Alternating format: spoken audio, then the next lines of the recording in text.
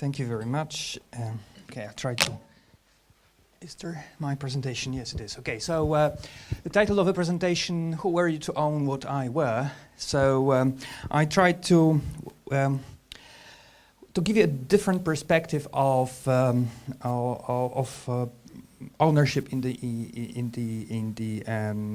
wearables, in the world of intellectual property. I tried to take a look at the wearables from a patent perspective, and in the Internet of copyrighted things, and that's actually something that I like very much. This copyrighted things Internet, this expression. Okay, so I want to change my slides. Okay, so what I will be talking about is recently we have had advance in the computer and data science, and we can work on a big data, and therefore we can easily make an analysis of the patent portfolio, therefore of the property portfolio in the different technology sectors. And just knowing that, I thought that it would be interesting to take a look at the wearables from a patent perspective. And using one of the tools, I have presented a short presentation on who actually owns what you wear. So altogether, if you look at this, slide, you will see that that boils down to technology. So you will have different technology sectors. Mainly, for example, dealing, for example, with image processing, image generation, data recognition, and so on. And you can see how wearables are divided and looked at from a technology point of view. So you have a different. So these wearables is not one technology, but it's just a number of different things, different technical problems that you have to tackle. Okay, and so who are the companies who have the most rights in wearables? So maybe it's not well visible, and I cannot read it. Okay, I can read it here. So it's no doubt it's big companies. These are companies like Samsung, like Apple, like Microsoft, like Qualcomm, and Philips and IBM.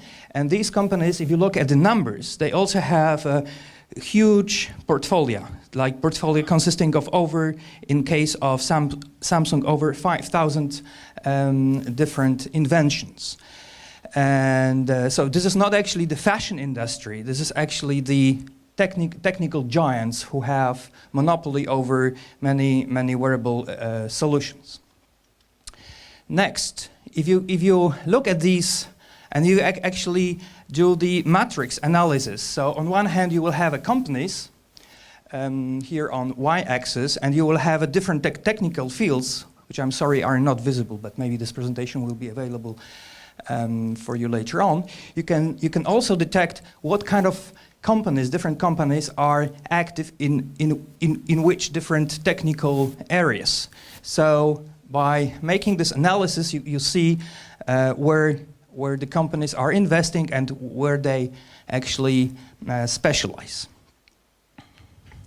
Right, so next slide is about the innovation rate. So how much patent applications and patent granteds we have, and how does it change over the years? And you can see that there has been recently a surge in the numbers of patent applications.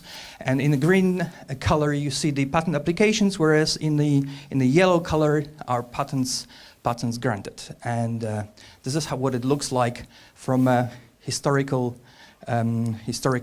perspective. And then geography, so geographic origin, and looking at the database, you can also identify where the companies who are patenting, so who own a monopoly, are based. And it's quite interesting to see that of course it's the US which is leading, but in the green color you can see there is China. So this is not only the, let's say, Western idea to to fight for the protection of wearables, but also Chinese, as in all other different technical areas, are making technical advance. And next slide. And well, the next slide is showing whether the specific technology, and this is one of the tools for looking whether a certain technology or a certain technical sector is valuable. And these are the ratio, or the ratio between the patents which are renewed versus those which are not renewed, so therefore abandoned. So if you see that the orange is rather limited on the picture, it shows that the technical, let's say, advance and the perception of the companies at this technology is that these technologies will be valuable in the future. So they will invest money in that domain. Okay, and then when we talk about the values, one of the other ways of looking whether specific technology or patented invention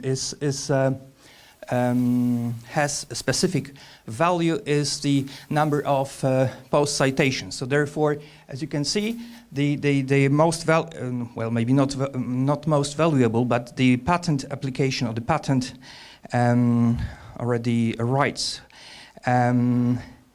at the top has been cited by almost 1,500 times, which shows that this is something probably very, very interesting and something that many people refer to in their later research. Another thing, when you try to value, is the asserted patents. So therefore, the patents which have been put into the litigation, maybe into the infringement proceedings or in the opposition proceedings, on invalidation proceedings, and you can see that there are certain patents which have been subject for the cases by even 35 times. And well, and looking at the same analysis, you can also identify patent trolls. Therefore, the companies who are not active in terms of manufacturing, but only having the patent rights and being the plaintiff in many of the infringement proceedings. And you can identify the Azure, for example, here, Azure Networks, who have filed almost 40 patent infringement cases. Okay, and that's a kind of invention wheel, but specifically identifying areas which are most litigant, which are most contentious. So those which are subject for the litigation. And okay, so one of the previous pictures I showed had a conclusion, or I had a conclusion over it, that companies perceive that this technical area is valuable in the future.